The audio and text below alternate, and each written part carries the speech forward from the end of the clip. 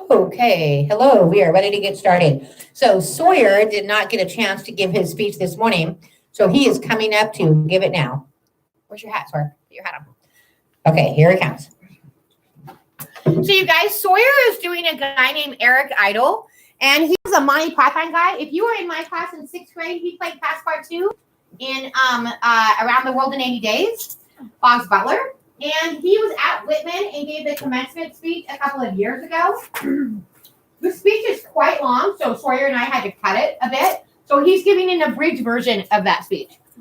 All right, let's do it. Only 15 pages. Right. Well.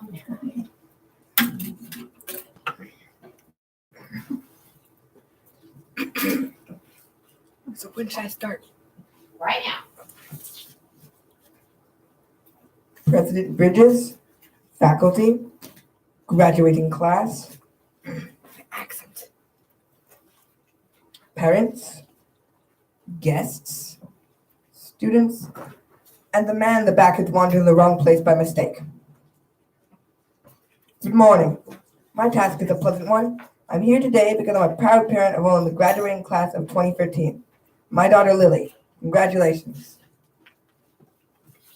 And like other proud parents, I'm kind of interested to hear what on earth I'm going to say. I have been especially asked not to be rude or inappropriate. It's a bit like inviting a boxer to a fight and not asking him to hit anyone.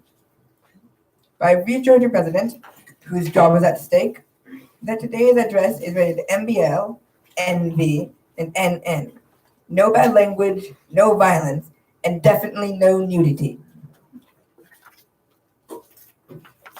I hope I can say something that you can take away with you today as commence your life, or as the rest of us know, go downhill from here. This is not so much a commencement as the end of the good bit. After college, it's a bit like being cast out of paradise. From now on, it's all debts and taxes and death and jobs, marriages and divorces and money problems.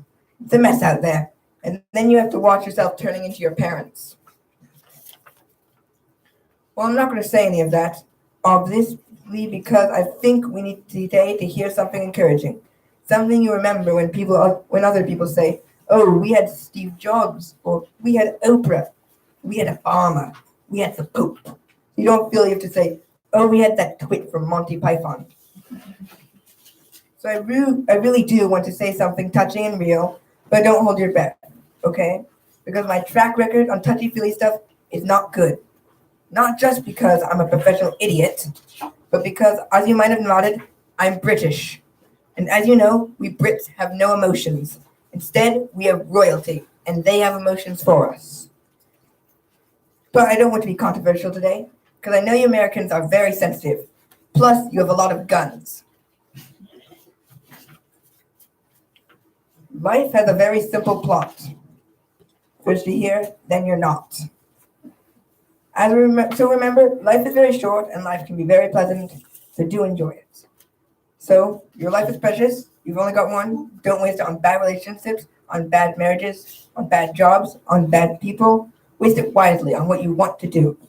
But if you're still playing beer pong in 5 years from now, you may be on the wrong track. You're alive in the finest point in mankind's history. We now know more about our origins and our planet and our universe than any preceding generation. Life took over 4 billion years to evolve into here, and you've about 70 more years to enjoy it. Billions of years ago, right here, mollusks frolicked. In the great age of the mollusk, when mollusks ruled the world, as seen on PBS. That was, of course, in the great period that scientists call the Flirtatious.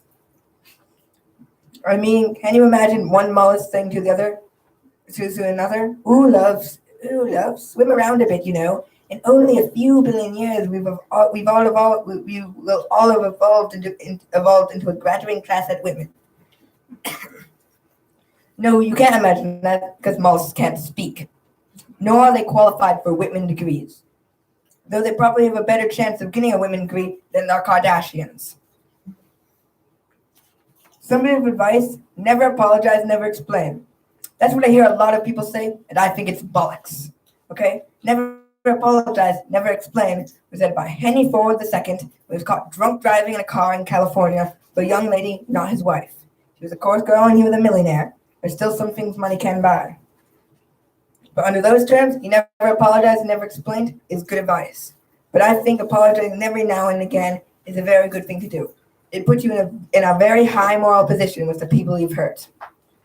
I'm not suggesting you become like the English and say sorry all the time because they don't mean it, you know. It puts you down and go, oops, sorry, and they elbow your side in shops. But they don't mean it. The British do not mean sorry.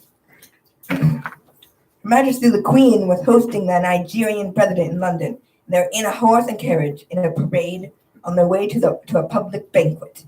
Now one of the horses loudly farted. I'm terribly sorry, said the Queen. That's all right, said the president. I thought it was the horse.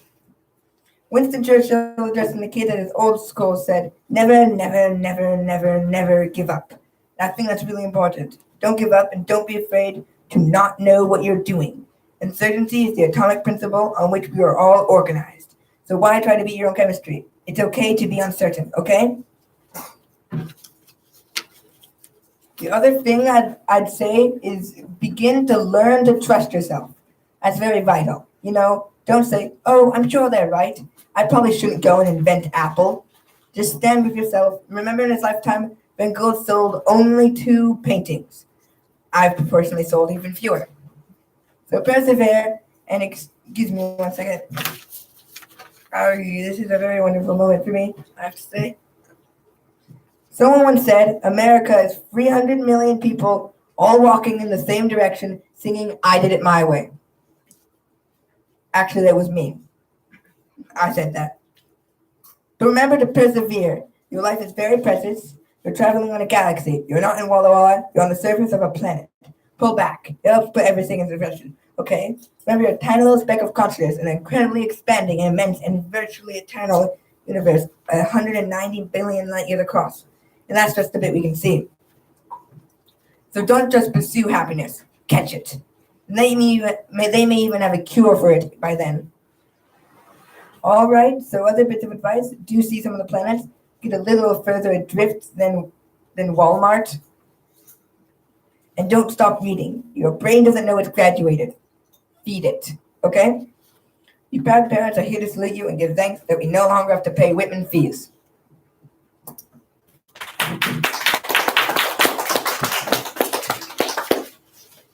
Sawyer? Good job. Okay. At the beginning, I had to get my accent right. It's okay. Cameron, how do I stop this? End stream? Yeah, probably. And